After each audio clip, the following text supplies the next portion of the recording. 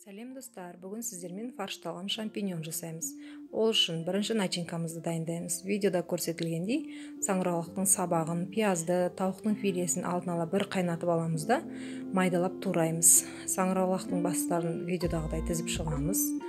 Барлығын дайындап алған соң қыздырылған майда ретімен қуырамыз.